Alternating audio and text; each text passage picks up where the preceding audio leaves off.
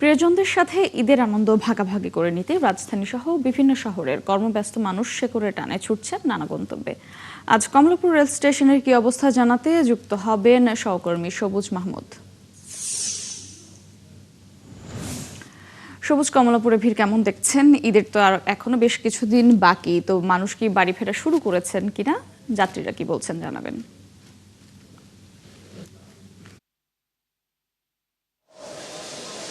মৌটুসী, আমি সকাল থেকে কমলাপুর রেল স্টেশনে অবস্থান করছি এবং এখানে আমি দেখতে পাচ্ছি যে যারা চাকরিজীবী আছেন সরকারি বেসরকারি, তাদের পরিবারকে আগে ভাগে পাঠিয়ে দিচ্ছেন যাতে কোনো পরবর্তীতে কোনো ধরনের হ্যাসেল না হয়।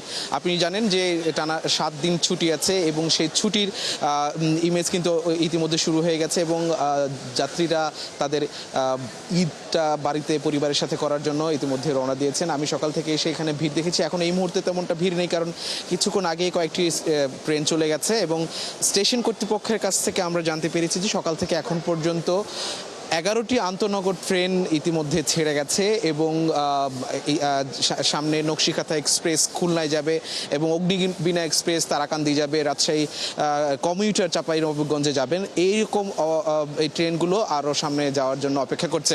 কোনো ট্রেন এখন পর্যন্ত ডিলে হয়নি বা বিলম্বে ছাড়েনি। এতে যাত্রীরা আমাদের কাছে স্বস্তি জানিয়েছে যে ট্রেনে এইরকমভাবে যদি নির্বিঘ্নে ট্রেন পায় তাহলে তাদের ঈদ যাত্রাটা খুবই সহজ হবে।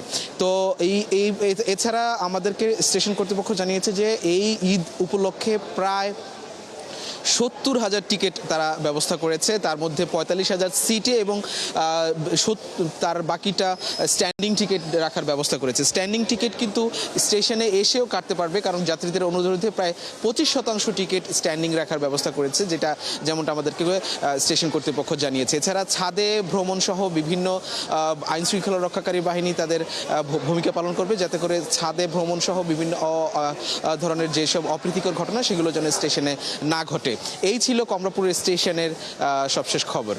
মৌটুসী, ধন্যবাদ সবুজ আপনাকে। দর্শক, কমলাপুর রেল স্টেশন থেকে যুক্ত ছিলেন সহকর্মী সবুজ মাহমুদ।